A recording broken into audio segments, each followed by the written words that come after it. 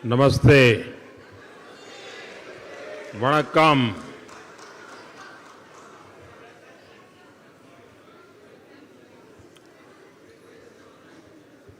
आप सबको नमस्कार।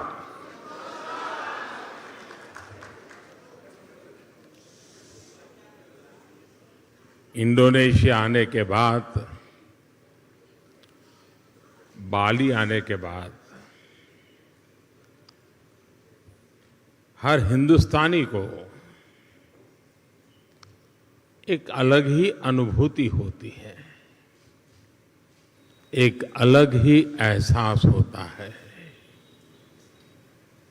और मैं भी वही वाइब्रेशंस फील कर रहा हूं।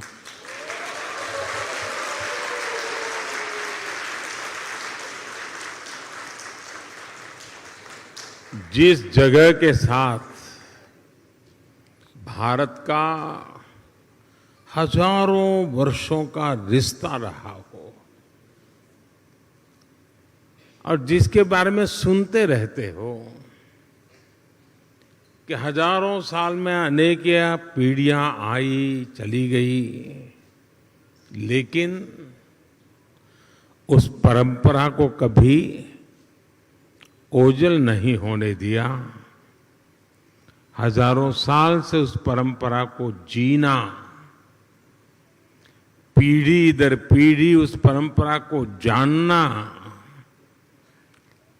और हर पल उस परंपरा से जुड़े रहना,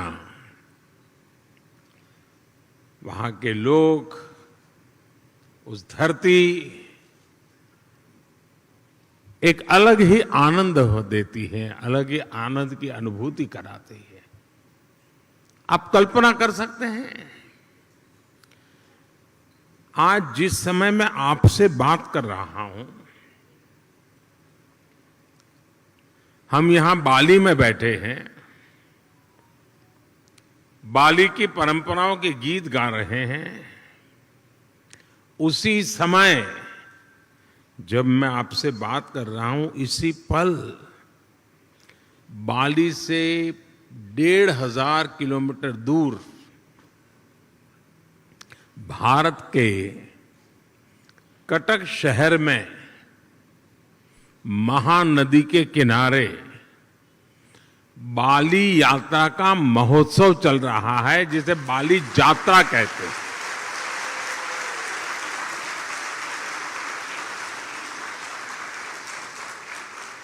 और ये बाली यात्रा है क्या?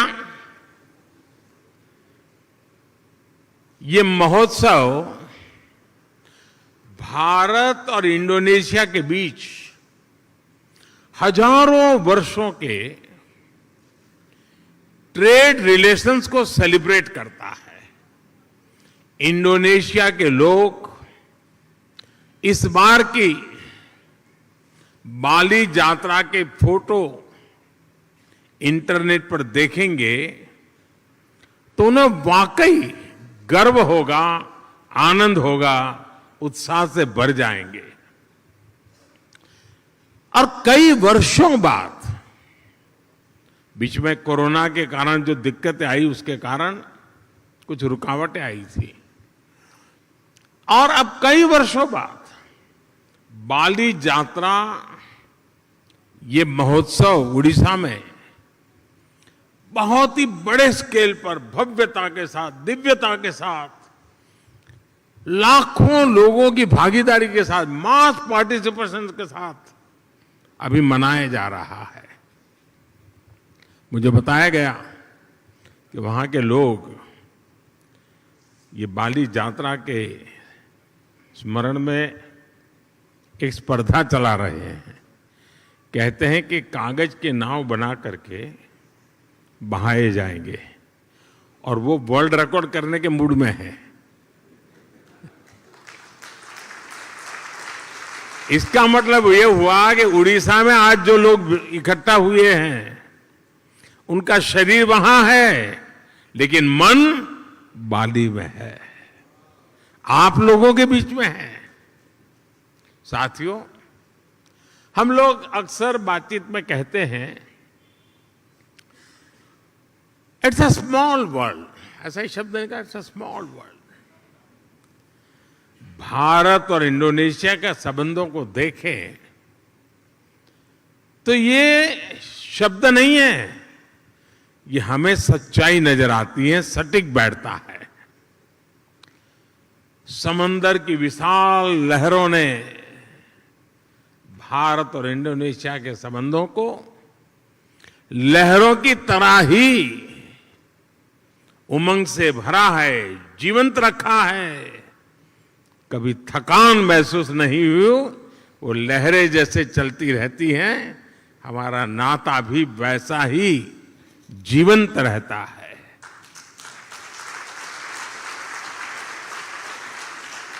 एक समय था जब कलिंग, मेदांग जैसे साम्राज्यों के माध्यम से भारत का दर्शन, भारत की संस्कृति इंडोनेशिया की धरती तक पहुंची। आज एक ये समय है जब भारत और इंडोनेशिया 21वीं सदी में विकास के लिए एक दूसरे के साथ कंधे से कंधा मिलाकर काम कर रहे हैं। इंडोनेशिया की जमीन ने भारत से आए हुए लोगों को प्यार से एक्सेप्ट किया, उन्हें अपने समाज में सम्मिलित किया। इसी वजह से आज आप सभी इंडोनेशिया के विकास और समृद्धि में अपना योगदान दे रहे हैं। हमारे बहुत सिंधी परिवार यहां रहते हैं और भारत से आए हुए हमारे सिंधी परिवार के भाई बहनों ने यहां के टेक्सटाइल सेक्टर में, स्पोर्ट्स गुड सेक्टर में, इतना ही नहीं, फिल्म और टीवी इंडस्ट्री में भी काफी कुछ कंट्रीब्यूट किया है। गुजरात से जुड़े हुए काफी लोग यहां हैं।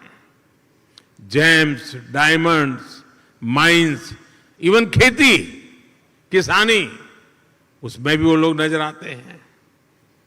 भारत से आए हुए engineers, chartered accountants, professionals Indonesia के विकास के सहयात्री बने हुए हैं।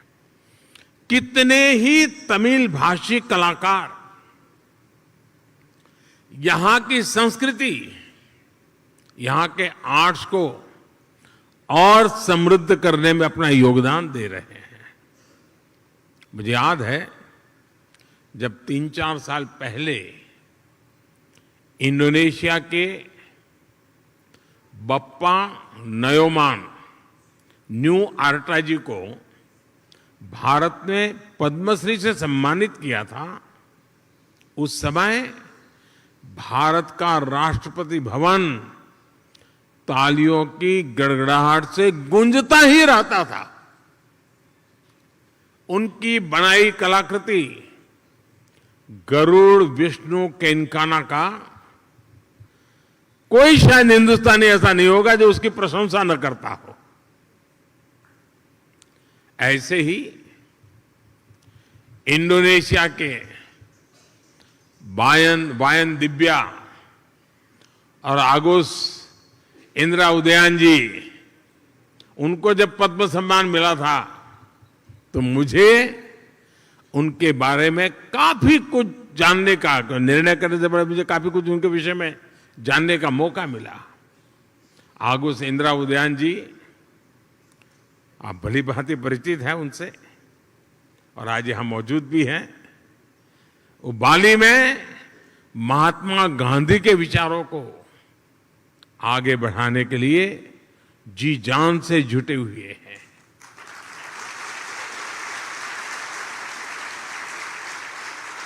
मैंने कहीं उनका एक इंटरव्यू देखा था, उसमें वो कह रहे थे कि भारत की सबसे बड़ी विशेषता अतिथि देवो भव की है। यानी अतिथि देवो भव, ये भावना जो है, ये हर भारतीय के रगों में है। अपनत्व का ये भाव प्रकट होता है। मुझे इंटरव्यू पढ़ के अच्छा लगा, लेकिन मुझे एक ही बात और भी बतानी चाहिए। अपनत्व के विषय में भारत की तारीफ हो रही होगी, लेकिन इंडोनेशिया के इंटरव्यू पढ़ के अच्छा लगा, लेकिन मुझे एक ही बात और भी बतानी चाहिए। अपनत्व के विषय में भारत की तारीफ हो रही होगी, लेकिन इंडोनेशिया के लोगों का भी अपनत्व कम नहीं है।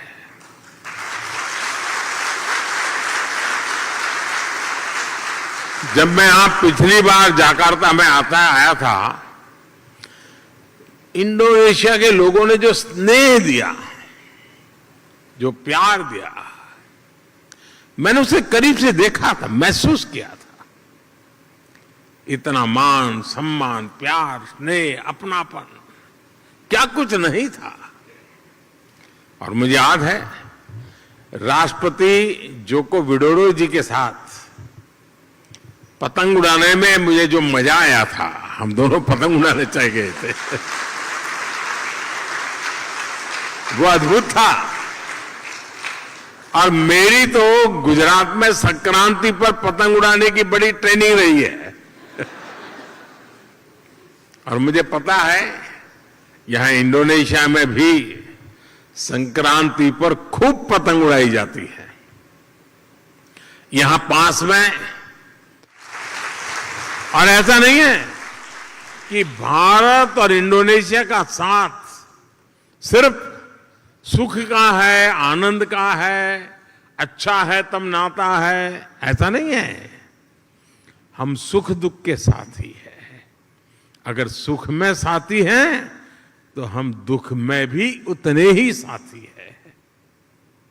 हम सुख दुख में एक दूसरे के सुख दुख को बांटने वाले लोग हैं। जब 2018 में इंडोनेशिया में इतना बड़ा भूकंप आया, तो भारत ने तुरंत ऑपरेशन समुद्र मैत्री शुरू किया था। इसलिए ही उस साल में जकार्ता आया था, और तब मैंने एक बात कही थी। मैंने कहा था कि भारत और इंडोनेशिया में 90 नॉटिकल मील का फासला भले हो, लेकिन हकीकत तो ये है, हम 90 नॉटिकल मील दूर नहीं है, हम 90 नॉटिकल मील पास है।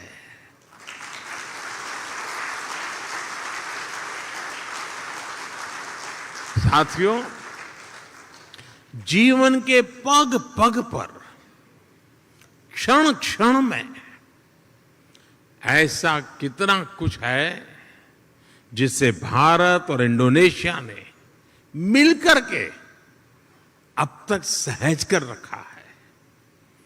बाली की ये भूमि महर्षि मार्कंडेय और महर्षि अगस्त्य के तप से पवित्र है। भारत में अगर हिमालय है, तो बाली में आगुंग पर्वत है।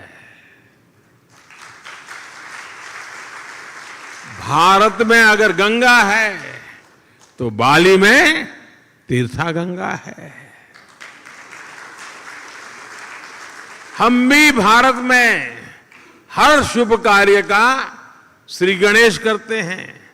यहां भी श्री गणेश घर घर विराजमान है। सार्वजनिक स्थानों पर शुभता फैला रहे हैं। पूर्णिमा का व्रत, एकादशी की महिमा, त्रिकाल संध्या के जरिए सूर्य उपासना की परंपरा, मां सरस्वती के रूप में ज्ञान की आराधना, अनगिनत चीजें हम कह सकते हैं।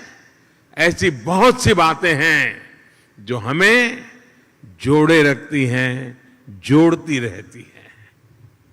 बाली का जन जन महाभारत की गाथाओं के साथ बड़ा होता है,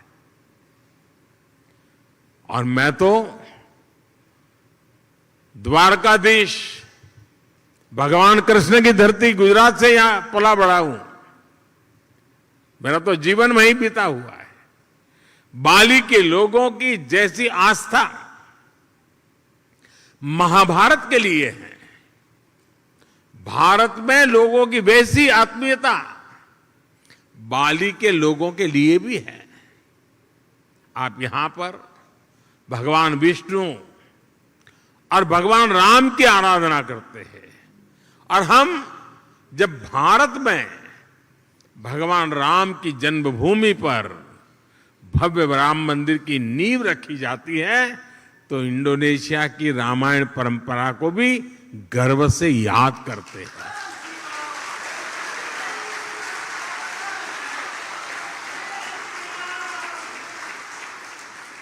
कुछ साल पहले जब भारत में रामायण फेस्टिवल का आयोजन हुआ था, तो इंडोनेशिया के भी कई कलाकार, यहां से कई कलावृंद भारत आए थे, और अहमदाबाद में, हैदराबाद में, लखनऊ में, अनेक शहरों में वो अपना कार्यक्रम करते करते वो अयोध्या आए थे। उनका आखिरी समापन कार्यक्रम अयोध्या में हुआ था और बहुत वाहवाही हुई थी। हिंदुस्तान में जहां गए अखबार भरे पड़े रहते थे। भाइयों और बहनों, बाली में ऐसा शायद ही कोई व्यक्ति होगा जिसकी अभिलाषा नहीं होगी कि अपने जीवन में एक बार अयोध्या या द्वारिका के दर्शन न करे, ऐसा शायद कोई भी इंसान नहीं होगा। भारत में भी लोग प्रम्बानन मंदिर और गरुड़ विष्णु केनकाना की भव्य प्रतिमा के दर्शन करने के लिए बहुत ही इच्छुक रहते हैं।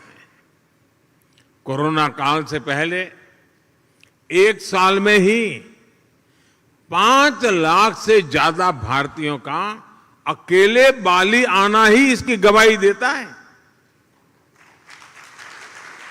साथियों, जब विरासत साझा होती है, जब मानवता के प्रति आस्था समान होती है, तो प्रगति के लिए भी समान रास्ते बनते जाते हैं। कुछ महीने पहले ही 15 अगस्त को भारत ने अपनी स्वतंत्रता के 75 साल पूरे किए हैं। इंडोनेशिया का इंडिपेंडेंस डे भारत के स्वतंत्रता दिवस के 2 दिन बाद 17 अगस्त को आता है, लेकिन इंडोनेशिया को भारत से 2 साल पहले स्वतंत्र होने का सौभाग्य मिला हुआ था।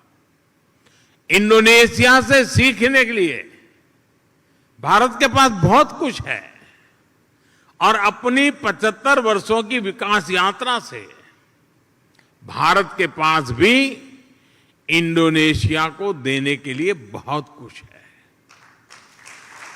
भारत का टैलेंट, भारत की टेक्नोलॉजी, भारत का इनोवेशन, भारत की इंडस्ट्री,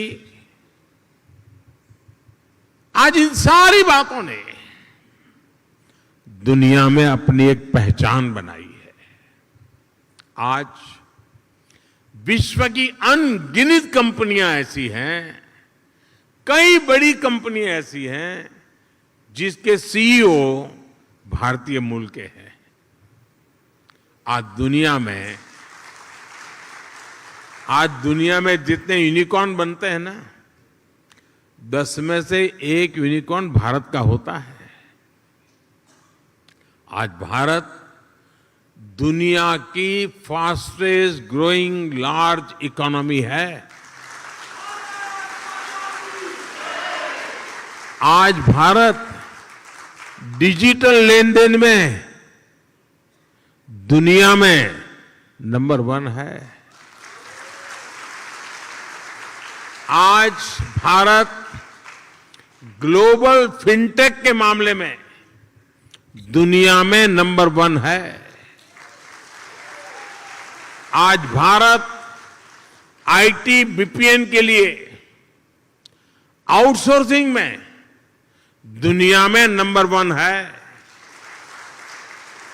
आज भारत स्मार्टफोन डेटा कंजम्पशन में दुनिया में नंबर 1 है। आज भारत कितनी ही दवाइयों की सप्लाई में, अनेकों वैक्सीन की मैन्युफैक्चरिंग में दुनिया में नंबर 1 है। साथियों, 2014 के पहले और 2014 के बाद के भारत में बहुत बड़ा फर्क जो है,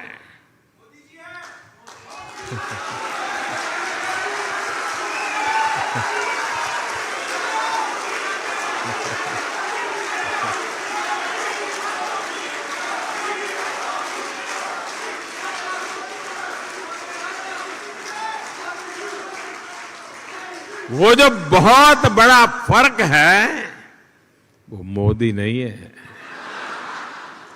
वो बहुत बड़ा फर्क है स्पीड और स्केल में। आज भारत अभूतपूर्व स्पीड पर काम कर रहा है और अप्रत्याशित स्केल पर काम कर रहा है। अब भारत छोटा सोचता ही नहीं है।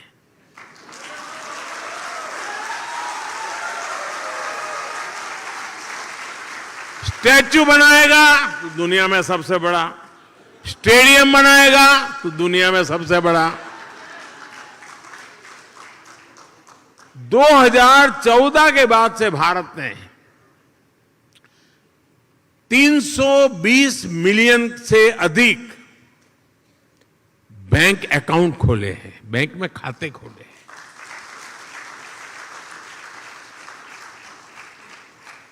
इसका मतलब ये हुआ कि अमेरिका की कुल जनसंख्या जितनी है उतने हमने बैंक खाते खोले हैं।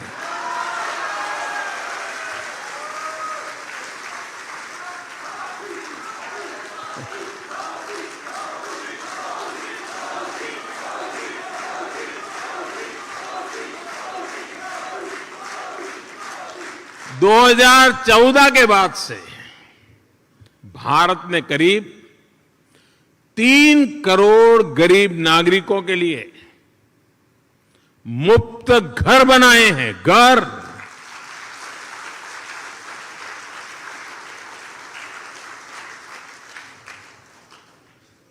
और घर ऐसे नहीं बनता है, जब घर मिल जाता है ना तो इंसान रातों रात लखपति बन जाता है। और जब मैं 3 करोड़ घर की बात करता हूं, उसका मतलब क्या है? इसका मतलब यह है कि ऑस्ट्रेलिया के परिवार को नहीं, ऑस्ट्रेलिया के हर नागरिक को घर मिल जाए, इतने घर बनाए हैं।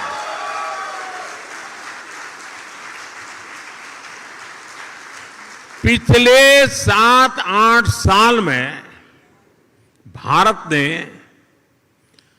55,000 किलोमीटर 55,000 किलोमीटर नेशनल हाईवे बनाए हैं। यानी स्केल बता रहा हूं मैं, पूरी धरती के लगभग 1.5 चक्कर लगाने के बराबर है।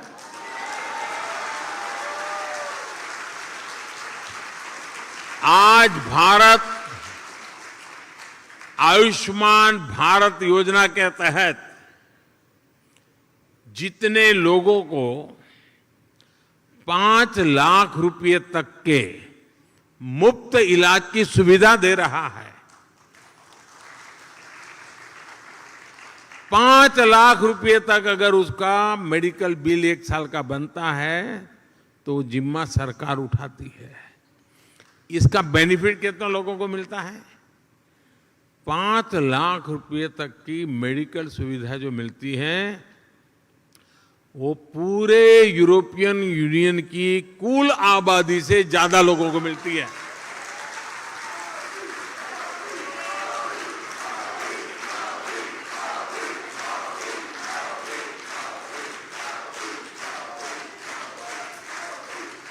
कोरोना काल में भारत ने जितनी वैक्सीन डोज अपने नागरिकों को लगाई और मुफ्त में लगाई, वो जो वैक्सीन डोज है ना, उसकी अगर मैं संख्या का हिसाब लगाऊं तो अमेरिका और यूरोपियन यूनियन, उन दोनों की कुल आबादी जो है उससे 2.5 गुना ज्यादा डोज हमने हिंदुस्तान में लगाए।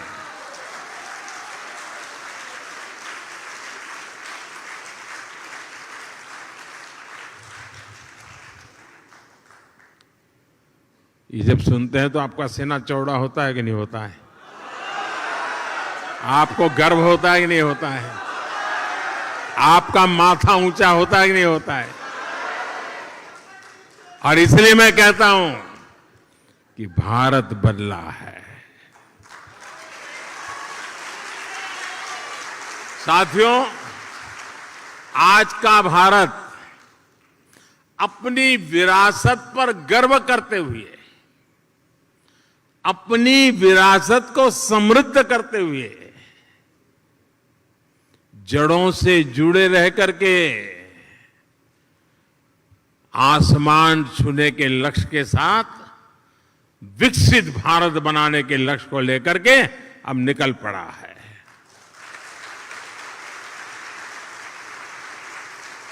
लेकिन भारत का ये लक्ष्य सिर्फ अपने लिए नहीं है, हम स्वार्थी लोग नहीं, हमारे संस्कार नहीं है। 21वीं सदी में आज विश्व की भारत से अपेक्षाएं हैं, जो आशाएं हैं, भारत उसे अपनी एक जिम्मेवारी समझता है, एक दायित्व के रूप में देखता है, और हम दुनिया की भलाई के लिए अपने आप को आगे बढ़ाने के लिए मक्कम है, संकल्पबद्ध है।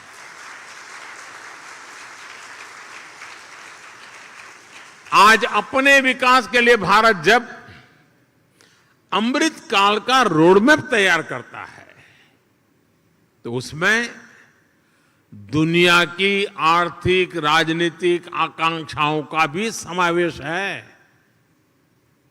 आज जब भारत आत्मनिर्भर भारत का विजन सामने रखता है, तो उसमें ग्लोबल गुड की भावना भी समाहित है।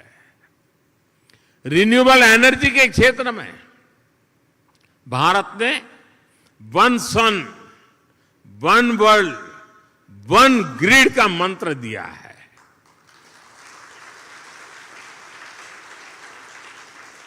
वैश्विक स्वास्थ्य को मजबूत करने के लिए भारत ने वन अर्थ, वन हेल्थ, इसका अभियान चलाया है। क्लाइमेट चेंज जैसी चुनौती से निपटने के लिए, और जो आइलैंड कंट्रीज होते हैं, उनके लिए तो भारत एक वरदान के रूप में काम कर रहा है। क्लाइमेट चेंज की जो मुसीबतें हैं, उसको निपटने के लिए भारत ने विश्व को मिशन लाइफ का समाधान दिया है। मिशन लाइफ यानी lifestyle for environment. Mission life यानी पृथ्वी के प्रत्येक नागरिक द्वारा ऐसी लाइफस्टाइल को आत्मसात करना जो पर्यावरण के अनुकूल हो, जो क्लाइमेट चेंज की चुनौती से हर पल निपटती हो। आज जब पूरा विश्व एनवायरमेंट फ्रेंडली और होलिस्टिक हेल्थ केयर की तरफ आकर्षित हो रहा है, तो भारत का योग, हमारा आयुर्वेद, ये पूरी मानवता के लिए तोहफा है। और साथियों, जब आयुर्वेद की बात आई है, तो मुझे भारत इंडोनेशिया के एक और जुड़ाव का ध्यान आ रहा है। मुझे याद है, जब मैं गुजरात का मुख्यमंत्री था, तो गुजरात आयुर्वेदिक यूनिवर्सिटी और यहाँ की यूनिवर्सिटीज, हिंदू इंडोनेशिया, इसके बीच समझौता हुआ था।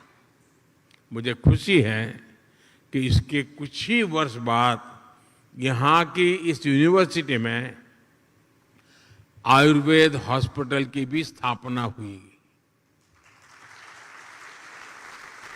साथियों, वसुधैव कुटुंबकम यानी पूरे विश्व को एक परिवार मानने की भारत की यही भावना, यही संस्कार विश्व कल्याण का मार्ग प्रशस्त करते हैं। कोरोना काल में हमने देखा है, भारत ने दवाइयों से लेकर वैक्सीन तक जरूरी संसाधनों के लिए आत्मनिर्भरता हासिल की और उसका लाभ पूरी दुनिया को मिला। भारत की सामर्थ्य ने कितने ही देशों के लिए एक सुरक्षा कवच का काम किया। इंडोनेशिया जैसे हमारे पड़ोसी और मित्र देशों के लिए हम विशेष रूप से कंधे से कंधा मिलाकर खड़े हुए। इसी तरह आज भारत अंतरिक्ष में, स्पेस के क्षेत्र में प्रमुख वैश्विक महाशक्ति के रूप में उभर रहा है, तो उसका लाभ साउथ एशियन देशों को विशेष रूप से मिल रहा है। रक्षा के क्षेत्र में भी जो भारत दशकों तक केवल विदेशी आयात पर निर्भर था, वो आज अपनी क्षमताएं बढ़ा रहा है। ब्रह्मोस मिसाइल हो या तेजस फाइटर प्लेन, इनका आकर्षण विश्व में लगातार बढ़ रहा है। आज भारत बड़े लक्ष्य तय कर रहा है और उन्हें प्राप्त करने के लिए भी पूरी मेहनत कर रहा है। संकल्प से सिद्धि का यही मंत्र आज 21वीं सदी के नए भारत की प्रेरणा बना हुआ है। आज इस अवसर पर मैं आप सबको अगले प्रवासी भारतीय सम्मेलन के लिए भी निमंत्रण देता हूं। जनवरी महीने में 9 जनवरी को यह कार्यक्रम होता है।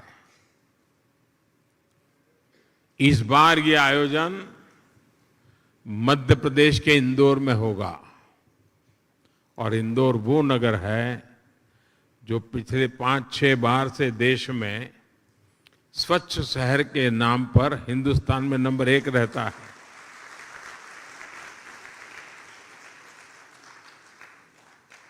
और इसलिए आप इंदौर के प्रवासी भारतीय कार्यक्रम में जरूर जुड़िए।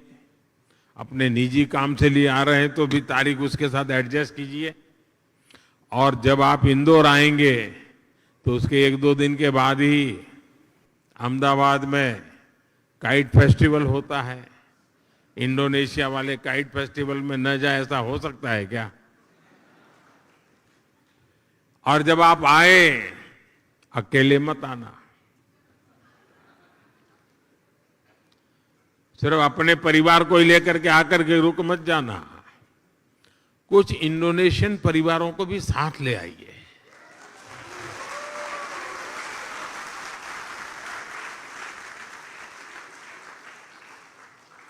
मुझे विश्वास है भारत और इंडोनेशिया के संबंधों को मजबूत करने में आपका सहयोग और सक्रिय योगदान निरंतर बना रहेगा। आप सब पूरी मेहनत से आपकी इस कर्मभूमि के कल्याण के लिए, आपकी इस कर्मभूमि में जितना ज्यादा योगदान दे सके देते ही रहेंगे। ये भारत के संस्कार है और देने भी चाहिए, ये हमारा दायित्व बनता है। और मैं देख रहा हूं हमारे बोहरा समाज के बहुत साथी यहां आए हैं और ये मेरा सौभाग्य रहा है कि सैयदना साहब के साथ मेरा बड़ा निकट संबंध रहा है। मुझे बहुत प्रसन्नता होती है, दुनिया में कहीं पर भी जाओ, कोई मिले या न मिले, मेरे बोहरा परिवार के लोग तो आएंगे ही।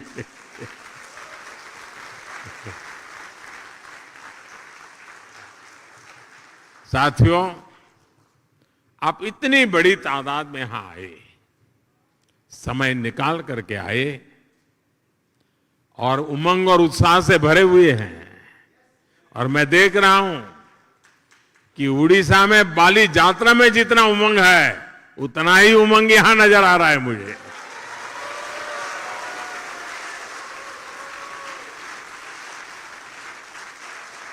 आपके इस प्यार के लिए, आपके इस स्नेह के लिए, भारत के प्रति आपकी ये श्रद्धा के लिए हृदय से आपका बहुत बहुत धन्यवाद करता हूं।